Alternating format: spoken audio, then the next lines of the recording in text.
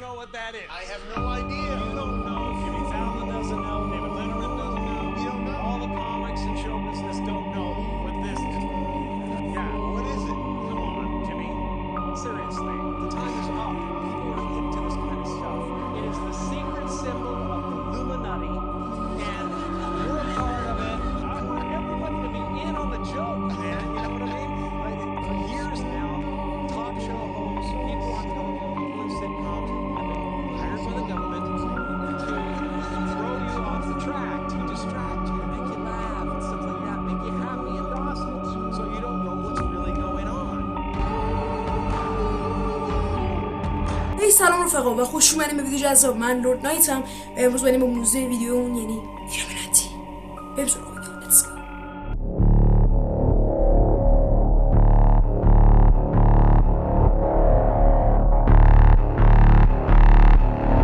موضوع امروز من از این قراره که ایلومیناتی چی هست و چرا داره جهان رو کنترل میکنه. ایلومیناتی چه فرقه‌ای و هدفش چیه؟ ایلومیناتی توسط آدم وایساپت فیلسوف آلمانی در بایر مونیخ در سال 1776 در 1 می 1776 در بایر مونیخ آلمان تأسیس شد و ایلومیناتی بعداً جهانی شد به عنوان فرقه توطئه که ادعای میگن ازش شیطان پرست هستن. حالا جریان از کجا شروع میشه؟ ایلومیناتی هدفش چیه؟ یه دست مردم میگن ایلومیناتی هدفش کم کردن جمعیت جهانه و خیلی میگن حالا نماد این قضیه چیه؟ خیلی میگن که ایلومیناتی هدفش شیطان پرست کردن جهانه و یه میگن از ایلومیناتی به دو قسمت تقسیم میشه، یه دشون شیطان پرستن، یه دشون نه.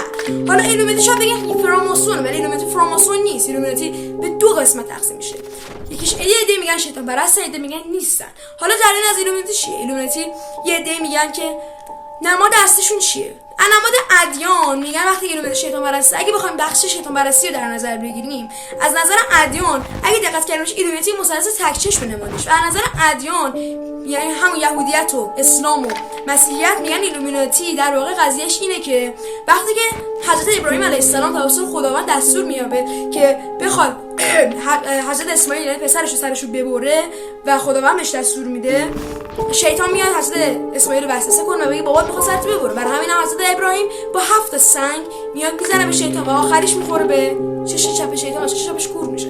و میگن اگه ایلومیناتی شیطان پرست باشن به همین دلیل میگن چشم تک شیطان رو مثلث قرار میدن و اگه بخوایم اینجا بهش بپردازیم ولی نیست. مثلث دقیق خاصی نمیتونه داشته باشه، ولی کن یه عده از مردم میگن که ایلومیناتی به کل جهان تسلط داره و تمامی جهان رو میبینه و هدفش کنترل رو انیمیشن بچه‌ها، کنترل کردن آرتیست‌ها و خواننده‌ها و بازیگران مختلف و غیره است و کم کردن جمعیت جهان. اینا هدف‌های اصلی ایلومیناتی هستن.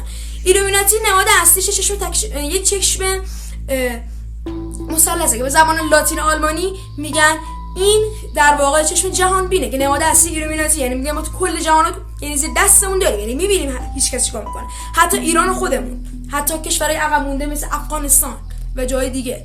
و خواستم بهتون بگم که ایلومیناتی برای آرتیست‌ها تذکر داره. در یه سالی در واقع نزدیک سال 2012 جیم کری یکی از معروف‌ترین آدما و کمدین‌های معروف آمریکایی میاد توی مصاحبه میشینه و شروع میکنه به مسخره کردن ایلومیناتی، اون اشتباه زندگیشو انجام میده و شروع میکنه به مسخره کردن ایلومیناتی و توهین کردن بهش. بریم ویدیوشو هم ببینیم.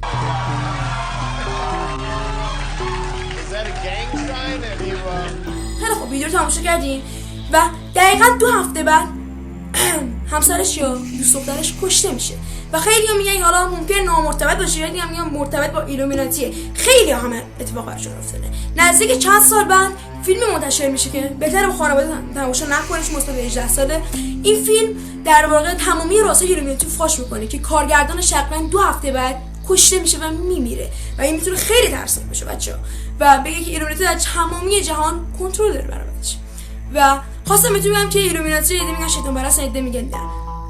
و آره دیگه. و ببینید ایلومیناتی رو آرتیستان کنترل داره. خیلی از آرتیست‌های معروف جزو ایلومیناتی هستن و بیشترشون پشیمون شدن. ایلومیناتی به شما میگه که من بهتون یه عالمه ثروت، پول و زندگی میدم، ولی عوضش در کارهایی به شما انجام میدین که من میگم. در نتیجه تنها راه بیرون رفتن از سازمان ایلومیناتی مرگ هستش و این میتونه خیلی قضیه رو خطرناک کنه. ایلومیناتی خیلی افراد مثل بلی آیلش، امینم و آرتیست‌ها و خواننده‌های معروف امریکایی و حالا غیره عضو ایلومیناتی هستن و خواننده‌های مثل جیزی، امینم، مایکل جکسون و خیلی از هنرپیشه‌ای که دنیا رو لرزوندن میتونن میگن عضو ایلومیناتی هستن که همشون پشیمونن. خیلی از اونها اعتراف کردن مثل جیزی یا خواننده‌های دیگه که ما از ایلومیناتی پشیمونیم و به خاطر پول وسیله شدن. اونا حرفایی زدن که نباید میزدن، چون وقتی شما میخواین عضو ایلومیناتی شین باید قوانین رو بپذیرین و با خون خودتون امضا کنین و تنها راه رفتن برگشت از ایلومیناتی مرگه. و اونا به شما چیزایی میگن که اصلا نباید فاشش کنین. کاردی بی یک از رپرهای معروف آمریکایی یا مدل آمریکایی اومد چیکار کرد؟ اومد توی مصاحبه تلویزیونی تو کنسرتش حرف زد که یهو بیهوش شد. آیا ایلومیناتی بر آدما تسلط داره و آرتیست تسلط داره؟ اینا هستش. یه بازی هستش که نمیدونم چرا نمیبندنش، که این بازی تمامی رازهای ایلومیناتی رو فاش کرده. شما میگید چجوری انجمنتون رو بزرگتر کنین، با رپتایل ها یعنی صحبت کنین. رپتایل انسان هم در مورد رپتایل ویدیو براتون میسازم اگه ویدیو بالای 10 تا لایک بخوره. و دمتون گرم این ویدیو رو تماشا کردین. تا ویدیو بعدی من یعنی مهراس میداکس، خدا نگهدار. فقط قبلش بهتون بگم که ایلومیناتی، امینم و خواننده‌هایی که تونستن رازهای ایلومیناتی رو فاش کنن چند وقت کشته شدن. شخص به اسم مایکل جکسون، یکی از خواننده‌های معروف ایرانیه، میگن که اون